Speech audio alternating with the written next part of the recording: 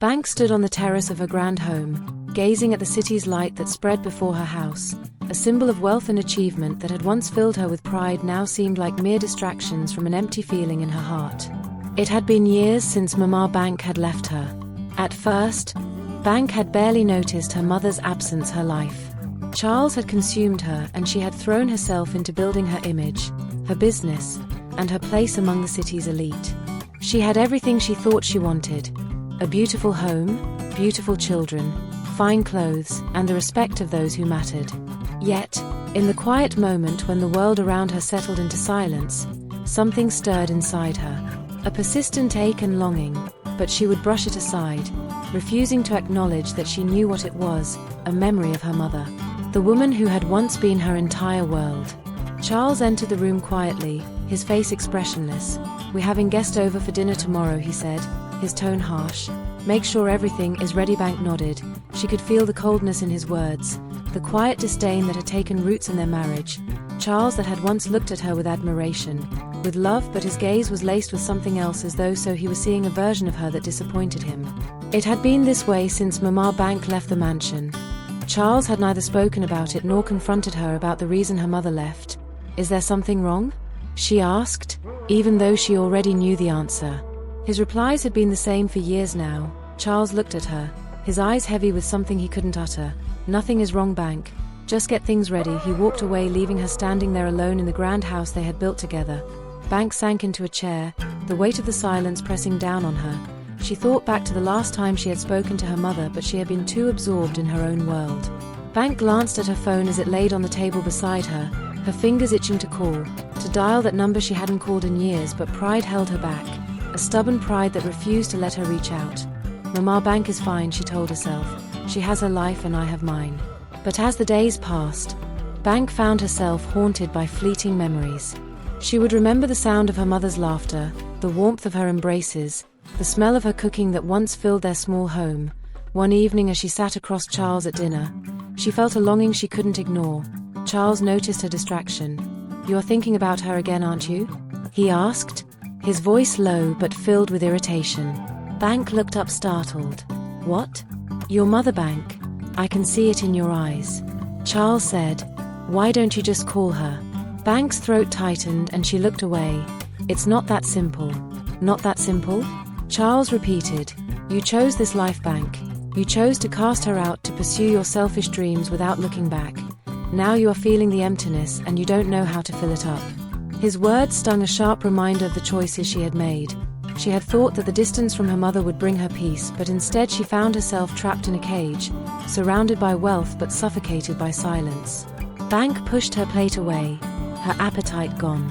She stood up, walking to the window where she could see the city stretching out before her. Somewhere out there her mother was living her life, a complete opposite of the glamour and success Bank had chased so relentlessly. A tear slipped down her cheek.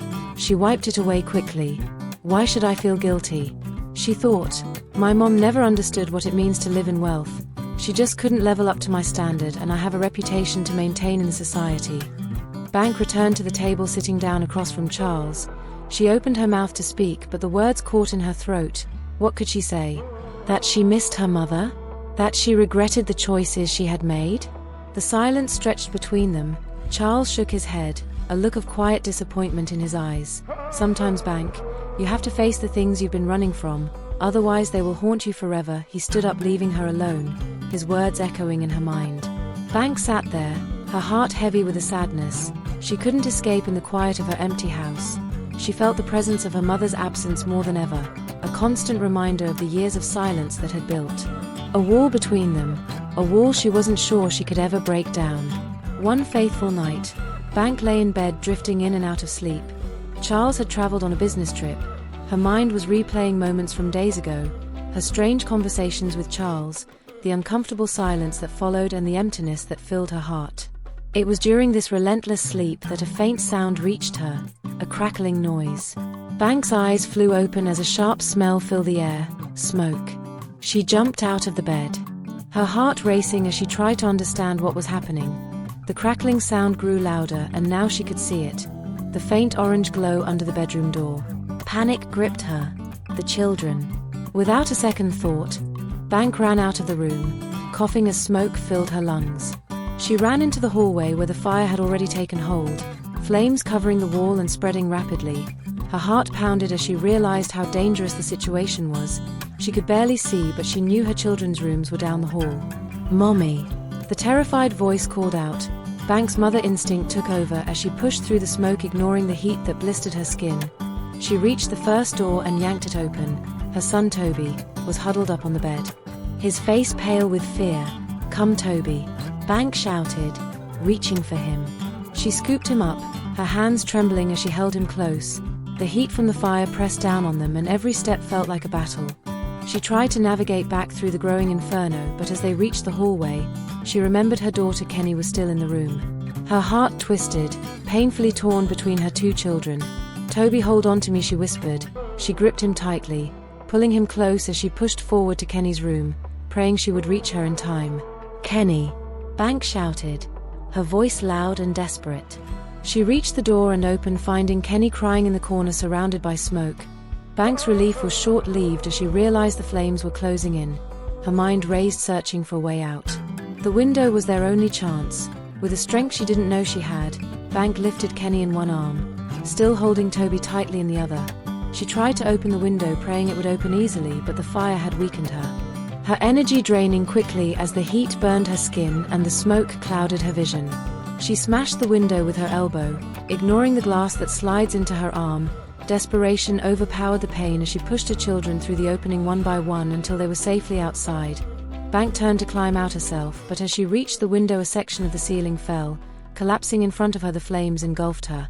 She screamed, feeling the fire mercilessly biting her skin as it wrapped around her.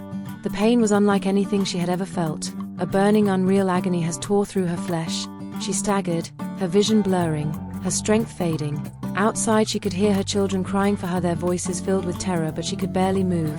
Trapped in the fire, in one final desperate effort, she threw herself towards the window, collapsing into the grass outside. Sighed, she lay there with her body broken and burnt body, her breath becoming shallow as she became unconscious. The sounds of sirens filled the air as neighbors rushed towards Bank's house, their faces fueled with shock and horror at the sight of Bank's burnt and disfigured body. Bank woke up to the sterile smell of antiseptics and the beeping of machines. She was in a hospital room, wrapped in bandages, her body in excruciating pains. Every inch of her skin felt as though it had been turned away, leaving raw wounds exposed to the air. Her vision cleared gradually, and she saw Charles sitting by her, his face filled with worry and exhaustion. "Charles," Bank whispered. He reached out, his hands trembling as he touched her. "You are safe, Bank. You are alive." She tried to smile, but the movement of her lips sent a fresh wave of pain through her face. "The children? How are they?" "They are fine," he assured her quickly. "You saved them, Bank. You saved our children." Relief washed over her, but beneath the relief was something else. An empty feeling. She had saved her children, but at what cost? Her hands, wrapped in ticket bandages, were a reminder of the flames that had consumed her. Living scars she would carry on for the rest of her life. Days passed and the pain became a constant companion. Doctors and nurses came and went, speaking in harsh tones, their eyes filled with sympathy as they looked at her. Charles visited her every day, bringing the children when he could, but she noticed a subtle change in his behavior, something that suggested that Charles was disgusted by her appearance. The first time her children saw her after the bandages were removed, Bank was heartbroken. Toby had clung to Charles, his white eyes filled with fear as he looked at her, while Kenny hid behind her father, refusing to meet her gaze. Bank wanted to reach out to them, to reassure them that she was still their mother, but her disfigured face and burnt hands made even the simplest movement painful. In those moments, Bank felt the weight of isolation press down on her. She was alive, but her life as she knew it had changed forever. The fire had not only scarred her body, but had also driven a wedge between her and her family. The same family she had nearly died trying to protect. Her children looked at her with fear, and Charles, although supportive, kept his distance as he couldn't fully accept the person she had become. She had lost everything in that fire, but the loss that hurt her the most was not her physical beauty or her family's acceptance. It was the realization that in all her years of striving and succeeding, she had distanced herself from the one person who had loved her unconditionally, the one person she had forsaken, Mama Bank, her beloved mother. Lying in that bed, scarred and alone, Bank felt the full weight of her choices bearing down on her. For the first time, she could no longer push away the thought of her mother. The walls she had built to keep that memory at bay were crumbling just like the house that had burnt around her. Bank's days at home passed in a mix of physical pain and emotional isolation. The once grand house felt different now. Larger, colder, and filled with a quiet tension that hung in the air. Charles tried to keep life running smoothly, maintaining routines and ensuring that the children were well taken care of. But there was a distance between him and Bank, an invisible wall that seemed to grow thicker with each passing day. Her injuries had left her changed, her face scarred, her skin marred in places that once held the pride of her beauty. She could barely recognize herself in the mirror, and it pained her to see the way her children's eyes were filled with fear and disgust every time they looked at her. The first time she attempted to hug Toby since she returned home, he had shrunk back, his eyes wide in horror. He stared at her hands, her fingers still wrapped in thick bandages, and recoiled. The heart in her chest was immediately piercing. She tried to hide it to act as though it didn't matter, but the memory of that moment stayed with her. "Kenny, my sweetheart," she tried with her daughter one afternoon, forcing a smile that stretched painfully across her scarred skin. "Come sit with me, let's talk." Kenny hesitated. I'm busy, Mom. "I'm busy," she muttered, turning away. The rejection was swift and cold, leaving Bank alone with the weight of her sorrow. Her children, once her pride and joy, seemed to be slipping away, treating her as though she were a stranger in her own home. Desperate to reconnect, Bank tried small gestures. She would leave little notes for them, trying to remind them of the love that she had once brought them. She even began cooking small meals, recipes her mother had taught her, hoping the family would stir up something in them. But the children barely touched her food, and the notes went unread. The disconnect grew deeper. One evening, she overheard a conversation between her children as she passed by their rooms. "I don't like the way she looks now," Toby whispered, his voice tinted with shame. "It scares me." Kenny's response was equally harsh. "Me too. Her face disgusts me. It's like she's a different person now. Anyway, our PTA meeting is next week. If Daddy is unable to make it, I will tell my teacher that my parents are not around. I don't want my friends to see her. They will laugh at me. Gosh. She looks so scary, gosh." Bank's heart clenched at their words. She bit down her lip, fighting the tears that clouded her eyes. She had never imagined that her own children would be ashamed of her, that they would look at her with the same disdain and rejection she had once felt towards her own mother. As days turned into weeks, the pain of her children's rejection wore her down, each glance, each silent whisper cutting her deeper than the flames that engulfed her. On that faithful day, she tried to hold herself together, to remind herself that she was still their mother, but every attempt seemed to drive them further away. One afternoon, she confronted Charles. Her frustration and pain had risen to the surface. "They are acting like they don't even know me, Charles. They look at me like I'm a stranger." Charles sighed, his expression sympathetic, but he looked exhausted. "They are children, Bank. They don't understand. They are trying to cope in their own way." Bank shook her head, anger rising in her chest. "But I am their mother. I nearly died for them, and they can't even look me in the eye. They are embarrassed by me, ashamed of me." He looked at her. "You changed, Bank. And not just on the outside. You are hurting and they feel it. They don't know how to react, so they are withdrawing." Bank's shoulders sagged under the weight of his words. She knew he was right, but the truth didn't make the rejection any easier to bear. She was a mother, and she had sacrificed everything for her children, but now, in her darkest hour, she felt completely alone. Late one night, she sat by the window, watching the stars. Her mind drifted back to memories of her own mother, Mama Bank, who had always been there, always patient, always loving. She remembered the time she had ignored her mother's calls, the visit she had postponed, thinking that there would always be more time.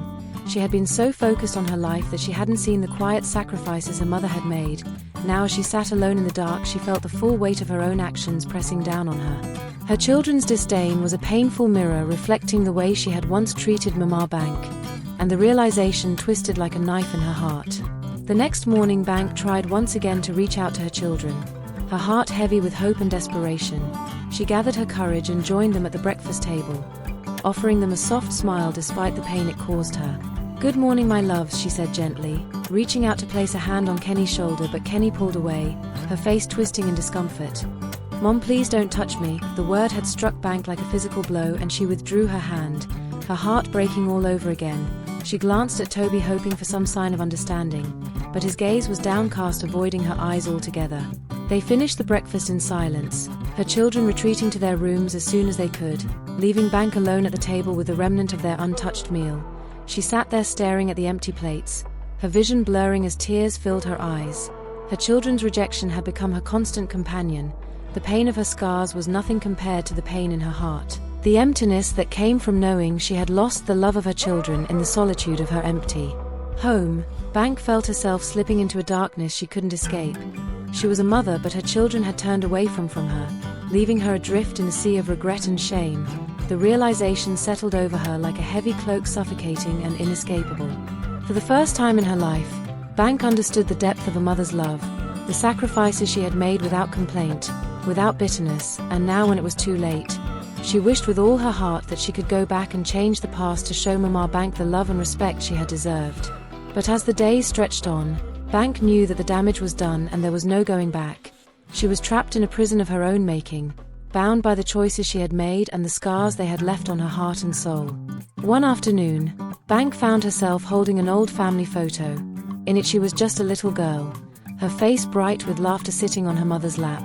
Mama Bank's face was younger, her eyes full of love and quiet strength. Bank traced her mother's face with her finger, memories flooding back. She could hear her mother's voice, gentle and patiently. Mama Bank had been everything to her, once a pillar, a teacher, a friend, but Bank pushed her away, trading her mother's warmth and support for a life of ambition. Convinced that she didn't need anyone but herself, a memory surfaced. Vivid and sharp, she was 17 at the time, impatient with her mother's traditional ways. Mama Bank had saved her last earnings to buy a simple hand dress for her graduation. "Mama, this is what you spent your money on." She has laughed, running her hands over the plain fabric. Ungrateful for the effort and love behind the gift. Her mother's face had fallen, but she had simply smiled, hiding her disappointment. "Bank, my dear, I wanted you to have something special for your big day. It may not be much, but it is made with love." But Bank didn't wear that dress. She opted for a designer outfit she had saved up for herself. She remembered the hurt in her mother's eyes, the sadness that lingered for days afterward. At that time she didn't care. Now the memory struck her like a force that left her breathless. Her sacrifice came back to her in flashes. She remembered her mother working late nights, sewing clothes for neighbors, cooking meals, scrubbing floors, all to ensure Bank had what she needed. Mama Bank had never once complained, never asked for anything in return. She had simply loved Bank with a selfless love that Bank had failed to see until it was too late. Bank closed her eyes, the memories pressing down on her like a weight she couldn't bear. She had spent years chasing wealth and status, seeking validation from people who didn't really know her, while ignoring the one person who had always been there. The realization filled her with a deep, aching regret and pain. She had treated Mama Bank's love as a burden, something to be brushed aside in her quest for material things. But now she saw the truth: the love her mother had given her was a gift, one she was too blind to appreciate. The days that followed were filled with reflections. Bank wandered around the house, her mind a wild wind of memories. She began to imagine what her mother's life must have been like. She left carrying the weight of their fractured relationship on her shoulders. She wondered if Mama Bank had waited by the phone hoping for a call that never came. If she had clung to memories of Bank's childhood hoping that one day her daughter would remember her. Bank felt a lump rise in her throat. She had spent so much of her life focused on herself, on what she wanted, but she hadn't even considered her mother's feelings. The guilt weighed heavily on her, filling her with a sorrow that seemed to have no end. One evening, Bank found herself whispering into the empty room, "Mama, I am sorry. I am so sorry." The words hung in the air, a fragile confession too late to reach the woman who had once been her whole world. But even as the apology escaped her lips, Bank knew it was not enough. Nothing she could say would erase the years of silence, the coldness with which she had treated her mother. The regret was a burden she would carry on forever. Her own children's rejection now felt like a fitting punishment. A mirror held up to her soul, showing her the pain she had once inflicted on her mother. It was a cruel irony that she would come to understand her mother's love only after losing it. That her children would treat her with the same disregard she had once shown her mother. In that moment she made a promise to herself. A silent vow that if she ever had the chance, she would make amends. It was a quiet afternoon when a knock came at the door, a soft, hesitant sound that barely reached Bank's ears. She had been sitting by the window, lost in her thought. At first she ignored the knock, assuming Charles or one of the children would answer, but as the knock came again, more insistent, this time Bank sighed and rose from her chair. She opened the door to find an elderly woman standing on the doorstep. The woman's clothes were simple, a patterned wrapper and blouse, and she carried a woven basket over one arm. Bank frowned, confused. "Yes, can I help you?" The woman looked her over, her gaze lingering on Bank's face, examining the scars that marked her skin, but there was no judgment in her eyes, only a quiet understanding, as though she saw beyond the physical, straight into the pain in Bank's heart. "I am here to see you, Bank," the woman said, her voice gentle. "May I come in?" Bank hesitated, a strange onus creeping over her. She didn't know this woman, yet there was something familiar about her presence, something that reminded her of her mother. She stepped aside, motioning for the woman to enter. They settled in the living room, the woman's eyes wandering over the room with quiet interest. She placed her basket on the floor beside her. "I am an old friend of your mother's. Mama, Bank and I knew each other very well." Bank's heart skipped a bit at the mention of her mother's name. She hadn't heard anyone speak of Mama Bank in so long. Hearing her name now was like a blow, reopening wounds she thought were already raw enough. The woman continued, "Your mother is a good woman, Bank. She loves you very much, you know I know." The woman leaned forward, her eyes sharp and piercing. "Do you, child? Do you truly know how much she loves you? How much she has sacrificed for you?" Bank looked down. "I didn't realize it then," she admitted. "I was so focused on my own life, on what I thought I needed. I was so focused on luxury I didn't see all she had done for me." The woman nodded slowly. "It is the way of youth to believe that the world revolves around them, but age brings wisdom, and with wisdom comes the weight of understanding." Bank felt tears gathering in her eyes, the woman's words cutting deep. "Your mother has been waiting for you, Bank," the woman said quietly. "She keeps hoping every day that you would come back to her. She wants nothing more than to see you, to hear your voice, but you never came." With the guilt choking her, she couldn't hold back the tears any longer. I know I have failed her. I left her alone. I know, but how do I even begin to make my way back to her? Where do I start from? It's been so long." The woman reached out, placing a gentle hand on Bank's shoulder. "There was a way to make it right, my child," she said softly. "You can seek forgiveness not only from your mother but from your own heart. Carrying this guilt will only poison your soul." Bank looked at her. "But how?" she asked, her voice trembling. "How can I ask forgiveness from someone who I haven't spoken to in almost 15 years? Someone I abandoned?" The woman looked at her.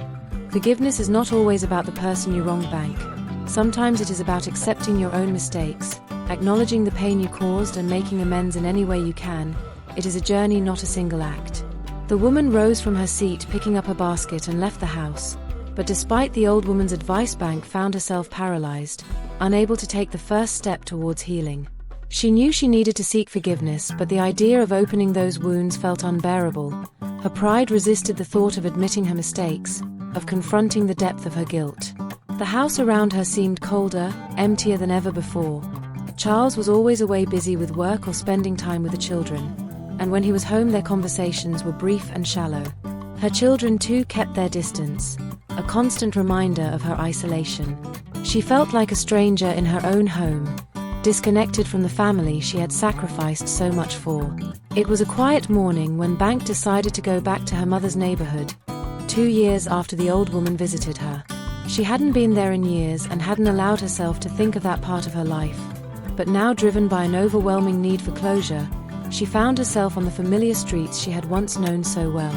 The neighborhood was as she remembered it. The air was filled with sounds of daily life, children playing, vendors calling out to customers, the smell of cooking drifting through the air. As she walks, memories surfaced. Memories of her younger self walking the same streets, her mother by her side holding her hand. The memories were bittersweet. Bank's heart raised as she approached the small house where her mother lives. She paused outside, hesitating, the weight of her guilt pressing down on her. Part of her hope, by some miracle, her mother would still be here waiting for her, as though the years of silence between them had never happened. But as she knocked on the door, there was no answer. She waited, her heart pounding, but the silence was her only response. A sinking feeling settled over her, a sense of dread. She knocked again, harder this time, calling out, "Mama." "It is me, Bank. Open the door." The door remained closed. As Bank stepped out of the house, next door a woman with grey hair and a kind face, she looked at Bank with a mixture of recognition and pity. "Bank," she said gently, "your mother, she passed away last year." The words struck Bank like a physical blow, stealing the breath from her lungs. She staggered, her hand flying to her chest as the reality of it washed over her. No. No, that can't be true. That can't be true, her voice cracked. The woman nodded sadly, placing a hand on Bank's arm in a gesture of comfort. She waited for you, Bank. Every day she sat by the window hoping you would come back. She spoke about you often, always saying that one day her daughter would return to her. Tears filled Bank's eyes, blurring her vision as the full weight of her mother's absence sank in. Her mother had waited for her, clinging to the hope that Bank would one day come home, and she never came. Her mother had died alone, carrying the sorrow of their broken relationship to her grave.